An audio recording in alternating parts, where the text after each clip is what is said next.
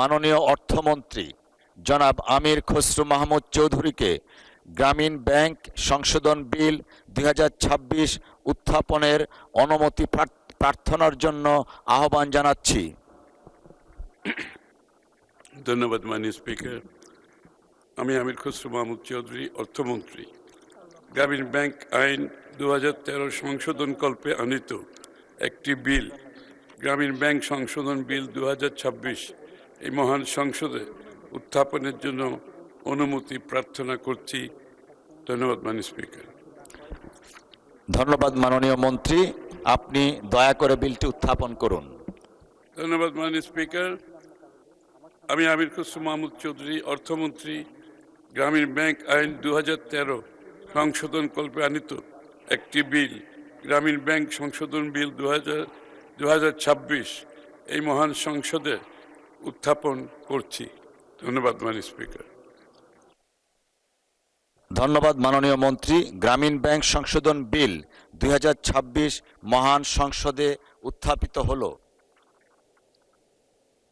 আমি এখন মাননীয় অর্থমন্ত্রী জনাব আমির খসরু মাহমুদ চৌধুরীকে সংসদে উত্থাপিত আকারে গ্রামীণ ব্যাংক সংশোধন বিল 2026 অবিলম্বে বিবেচনার প্রস্তাব উত্থাপনের জন্য আহ্বান জানাচ্ছি। ধন্যবাদ মাননীয় স্পিকার। আমি আমির খসরু মাহমুদ চৌধুরী, অর্থমন্ত্রী, প্রস্তাব করছি যে গ্রামীণ ব্যাংক আইন 2013 সংশোধন কল্পে আনিত বিলটি, গ্রামীণ ব্যাংক সংশোধন বিল 2026 মহান সংসদে অবিলম্বে বিবেচনার জন্য গ্রহণ করা হোক। ধন্যবাদ মাননীয় স্পিকার। ধন্যবাদ মাননীয় মন্ত্রী। মহান সংসদের সামনে প্রশ্ন হচ্ছে, সংসদে উত্থাপিত আকারে গ্রামীণ ব্যাংক সংশোধন বিল 2026 অবিলম্বে বিবেচনার জন্য গ্রহণ করা হোক। যারা এই প্রস্তাবের পক্ষে আছেন তারা হাঁ বলুন। যারা এই প্রস্তাবের বিপক্ষে আছেন তারা না বলুন। আমার মনে হয় সর্বসম্মতিক্রমে হাঁ জয়যুক্ত হয়েছে, হাঁ জয়যুক্ত হয়েছে, হাঁ জয়যুক্ত হয়েছে। অতএব সংসদে উত্থাপিত আকারে গ্রামীণ ব্যাংক সংশোধন বিল 2026 অবিলম্বে বিবেচনার জন্য গৃহীত হলো। মাননীয় সদস্যবৃন্দ, বিলটির উপর দফাওয়ারি কোনো সংশোধনী নেই। আমি এখন বিলের দফাগুলো মহান সংসদের সামনে পেশ করছি।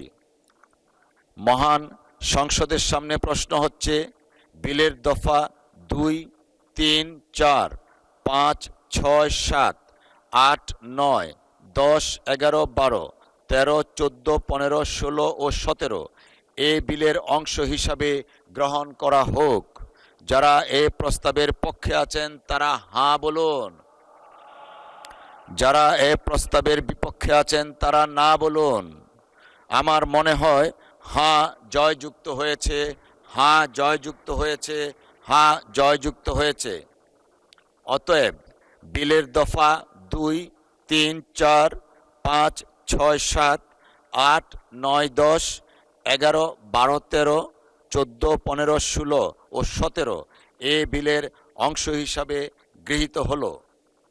মহান সংসদের সামনে প্রশ্ন হচ্ছে, বিলের 1 দফা বলবৎকরণ দফা, প্রস্তাবনা, প্রবর্তন এবং শিরোনামা এ বিলের অংশ হিসাবে গ্রহণ করা হোক।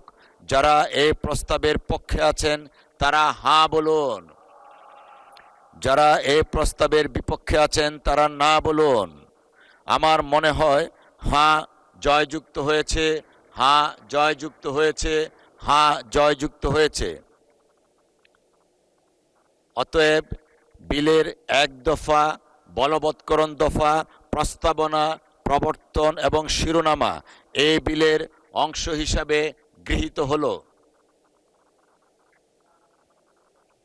মাননীয় অর্থমন্ত্রী জনাব আমির খসরু মাহমুদ চৌধুরী, আপনি বিলটি পাশ করার প্রস্তাব উত্থাপন করতে পারেন। ধন্যবাদ মাননীয় স্পিকার।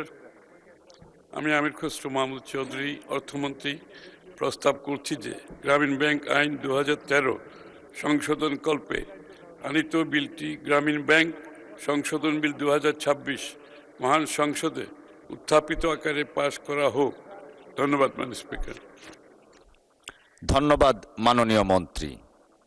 মহান সংসদের সামনে প্রশ্ন হচ্ছে, সংসদে উত্থাপিত আকারে গ্রামীণ ব্যাংক সংশোধন বিল 2026 পাশ করা হোক। যারা এই প্রস্তাবের পক্ষে আছেন তারা হ্যাঁ বলুন। যারা এই প্রস্তাবের বিপক্ষে আছেন তারা না বলুন। আমার মনে হয় হ্যাঁ জয়যুক্ত হয়েছে, হ্যাঁ জয়যুক্ত হয়েছে, হ্যাঁ জয়যুক্ত হয়েছে। অতএব সংসদে উত্থাপিত আকারে গ্রামীণ ব্যাংক সংশোধন বিল 2026 সর্বসম্মতিক্রমে পাশ হলো।